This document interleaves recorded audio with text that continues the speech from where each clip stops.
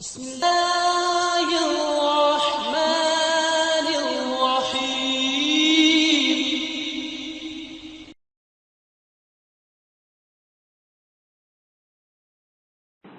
الحمد لله وسلام على عباده الذين اصطفى. دین کے سننے اور سمجھنے کا مقصد کیا ہے؟ قرآن و سنت کا سننا سنانا، سیکھنا سکھانا کیوں ہے؟ امام بخاری رحمہ اللہ نے حضرت ابن عباس رضی اللہ تعالی عنہما سے روایت کیا، عرب کا ایک قبیلہ عبد القیس، ان کا ایک وفد نمائندہ گروپ نبی کریم صلی اللہ علیہ وسلم کی خدمت میں حاضر ہوا. انہوں نے عرض کیا فَمُرْنَا بِأَمْرٍ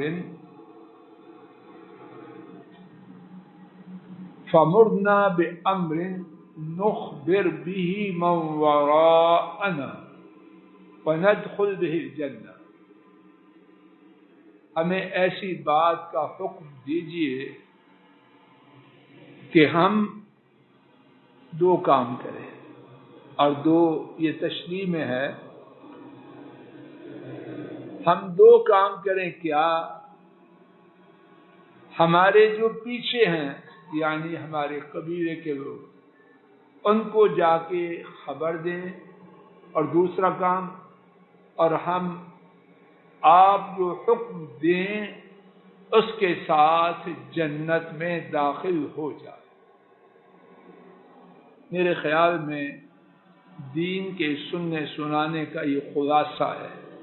سبق کی طرح میں آپ یاد کریں، دین کی ہر بات جو میرے اور آپ کے کانوں تک پہنچے، میرے اور آپ کے علم میں آئے، اس کے دو مقاصد. کیا دوسروں تک وہ بات پہنچانی ہے اور اس پر عمل کر کے جنت میں انشاءاللہ جانا ہے. ہم دو گزشتہ دروس سے امام بخاری رحمہ اللہ کی سیرت کے بارے میں سن رہے ہیں. آئیے ڈاکٹر صاحب جی، آج بھی صرف ان کی سیرت کے حوالے سے اس بات کو سمجھنے کی عاجزانہ کوشش کریں کہ امام بخاری ان دو باتوں کے کرنے میں کیسے تھے. انہوں نے اپنی زندگی جب سے ہوش سنبھالا فوت ہونے تک 63 سالہ زندگی، ان کی عمر 63 سال تھی، 63 ایئرس. جب سے ہوش سنبھالا اسی دین میں جتے. اس حدیث کی روشنی میں وہ کیسے تھے؟ انہوں نے جو دین سیکھا، سنا، سمجھا، وہ پہنچایا. ان کی صحیح بخاری کی تعلیم ان سے 90,000 آدمیوں سے زیادہ نے لی. 90,000 آدمیوں سے زیادہ. اور تب آن لائن اور یہ اور وہ نہ تھا، براہ راست. اور یہ مستقل ایک موضوع ہے. خود وہ کیسے تھے؟ توجہ کیجئے، اللہ کرے ذہن بھی اٹھ کے آ گیا. اللہ کرے کہ میں آپ اپنے لیے اور اپنے گھر والوں کے لیے یہ مبارک پیغام لے کے جائیں. ایک ایک لفظ پر غور فرمائیے، اور مجھے اللہ صرف ٹھیک بات آپ تک پہنچانے کی توفیق دے. ذہن جی توجہ کریں. ماشاءاللہ ایک ذہن میرے دائیں طرف ہے، ایک ذہن بائیں طرف. اللہ مجھے بھی ذہن بنا دے. ان کی زندگی جو میں تھوڑی سمجھ والا سمجھا ہوں، قرآن و سنت کی چلتی پھرتی تصویر تھی. قرآن و سنت کی چلتی پھرتی تصویر تھی. کس بات میں؟ زندگی کے ہر گوشے. اللہ سے تعلق میں، اللہ کی مخلوق سے تعلق میں، اوپر والوں سے، نیچے والوں سے، برابر والوں سے. قرآن و سنت کی اپنے وقت میں چلتی پھرتی تصویر تھے. آئیے میرے ساتھ 3 باتیں صرف آج کے سبق میں ان کی سیرت کے اس پہلو کے بارے میں سماعت فرمائی. حافظ ذہبی اور حافظ ابن حجر نے اپنی کتابوں میں ذکر کیا. ان کے کاتب، ان کے سیکریٹری محمد ابن ابی حاتم بیان کرتے ہیں کہ امام بخاری رحمہ اللہ نے کہا، اللہ کے لیے میں آپ پوری توجہ کریں، اور میرا گمان ہے اللہ کے لیے 100% غلط ہو، کہنے والے اور سننے والے یہ جو بات ابھی ہونے والی ہے اس سے محروم ہے، مگر تھوڑے. اور اللہ مجھے، آپ کو اور ہمارے کنبوں کو تھوڑوں میں شامل کر کے تھوڑوں کو زیادہ کرے. امام بخاری نے فرمایا، مغتبت احدا منذ علمت ان الغیبت تضر اہلها. جب سے مجھے یہ خبر ہوئی ہے کہ غیبت کا کرنا، اور غیبت یہ ہوتی ہے کسی کی بری بات اگر اس کے سامنے کی جائے تو اسے ناپسند کرے، تو جب وہ موجود نہ ہو اس وقت کرنا. ہم میں سے کون اس سے بچا؟ پائیوسین جی کون بچے؟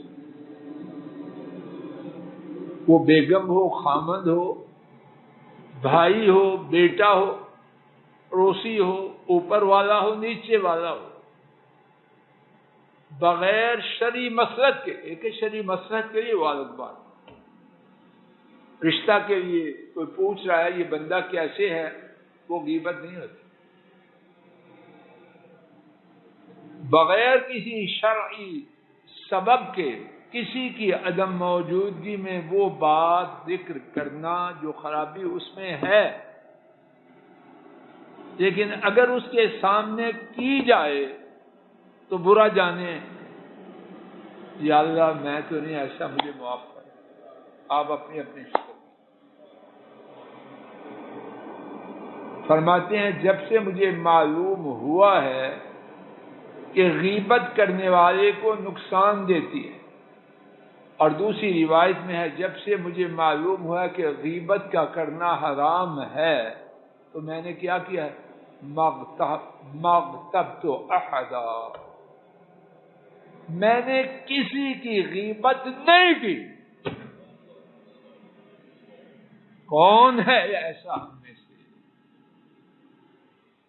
اور میں، آپ نوٹ کریں، بہت سی بربادیوں اور خرابیوں کا سبب یہ غیبت.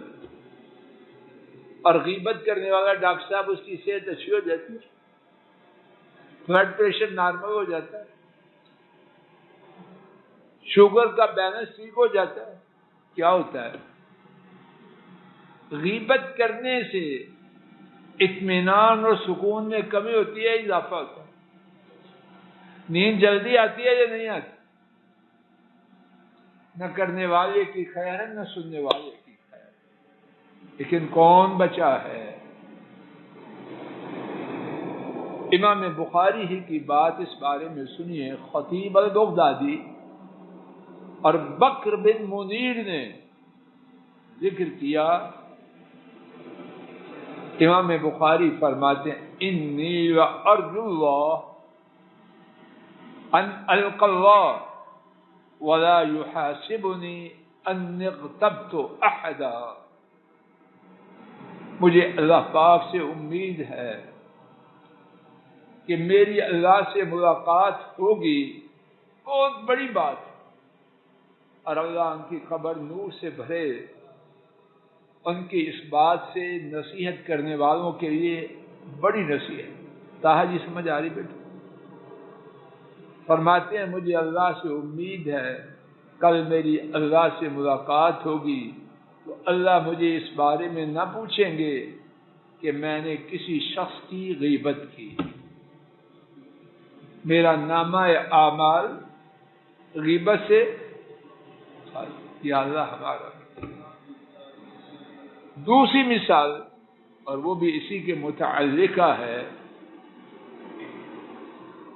امام بخاری کا جو فیلڈ ہے، ان کا جو تخصص ہے، وہ حدیث شریف اور اس کی چھان پھٹک.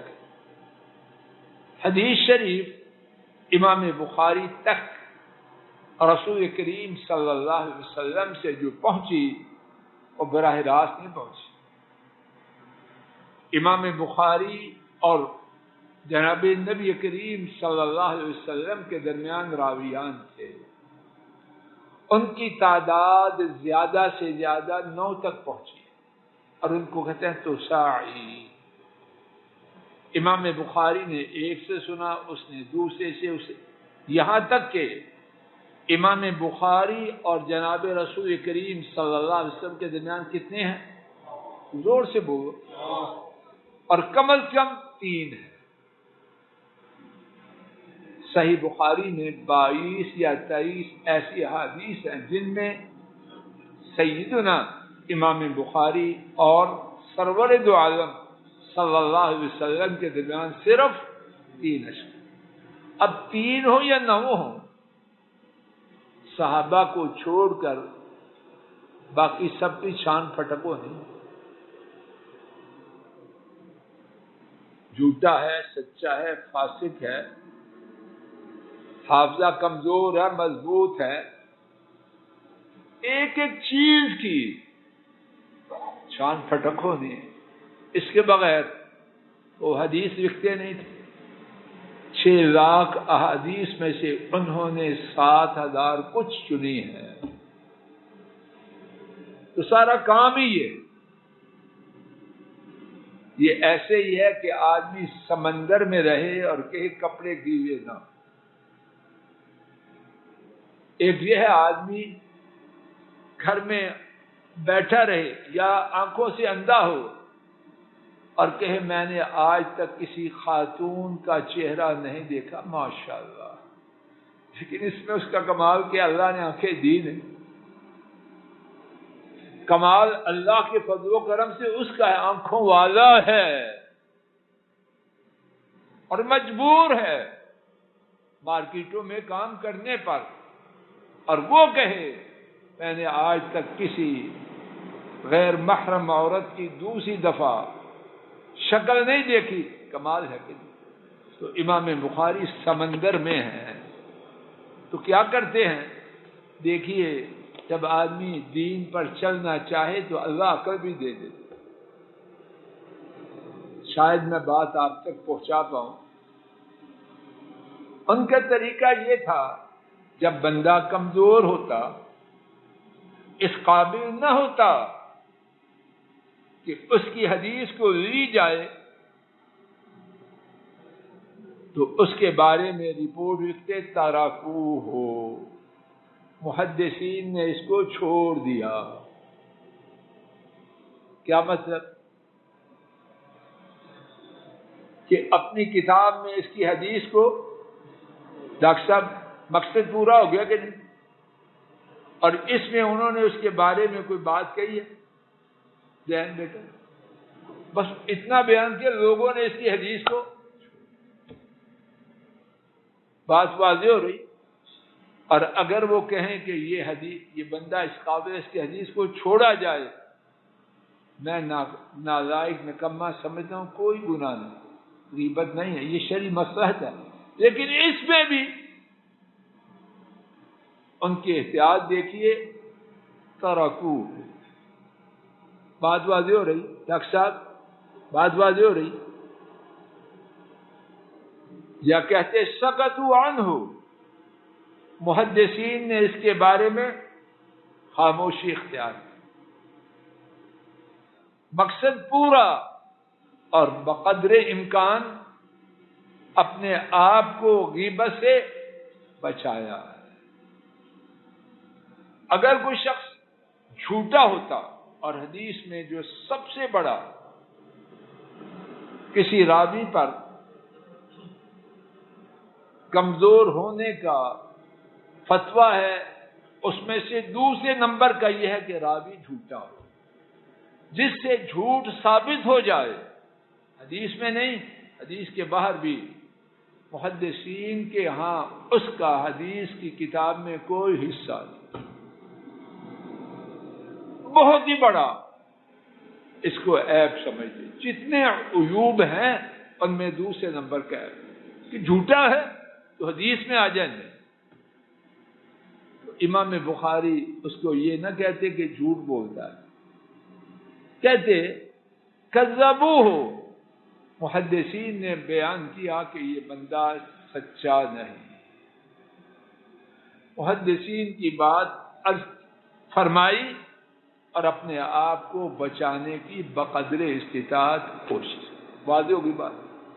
تیسری اور آخری بات اس بارے میں کہ وہ کس طرح قرآن و سنت پر عمل کرنے کی اہمیت کو جانتے اور اس کا اہتمام کرتے، ان کی وفات کے دن آئے۔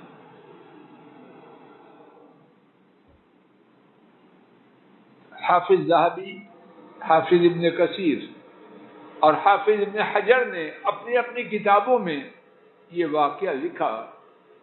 ان کے سیکریٹری محمد ابن ابی حاتم وہی بیان کرتے ہیں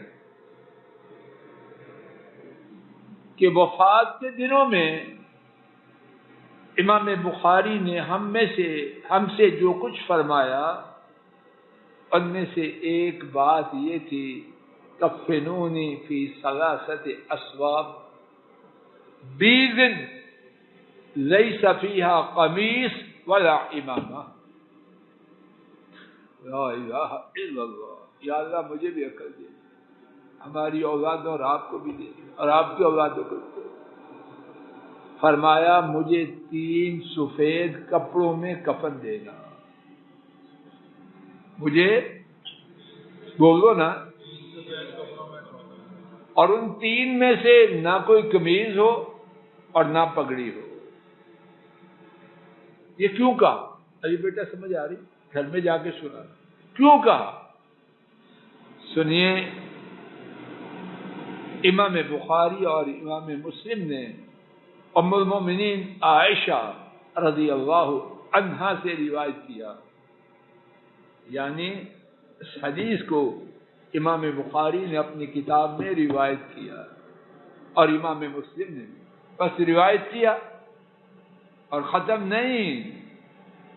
اب وہی وقت آ رہا ہے جس وقت نبی کریم صلی اللہ علیہ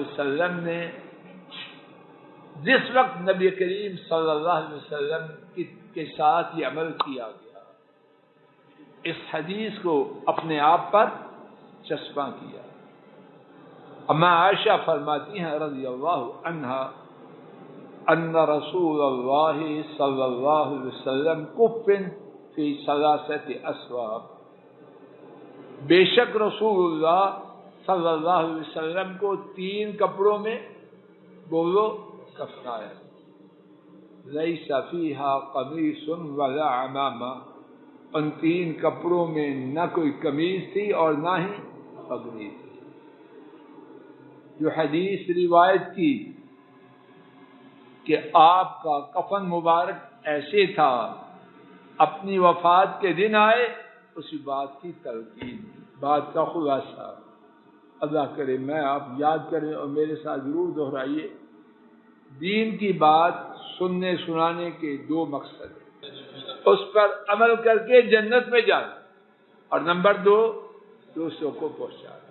امام بخاری رحمہ اللہ ہمارے گمان کے مطابق، حقیقت اللہ جانتے ہیں، حقیقتاً اس حدیث کی چلتی پھرتی تصویر تھی۔ اللہ ہم نالائقوں ناکاروں کو ایسے بنا دے۔ جینے کا مزہ ہے تو اس طرح، وگرنہ جینا بیکار اور مرنا بیکار۔ اللہ ایسی زندگی دے اور ایسی موت دے۔ وآخر دعوان السلام علیکم ورحمۃ اللہ۔ یہ ڈاکٹر فضل الہی صاحب کا آفیشیل یوٹیوب چینل ہے، اس کو لائک، سبسکرائب اور شیئر کریں اور بیل آئیکن پریس کریں تاکہ نئے آنے والی ویڈیوز کا نوٹیفیکیشن آپ کو موصول ہو سکے۔ جزاکم اللہ خیر۔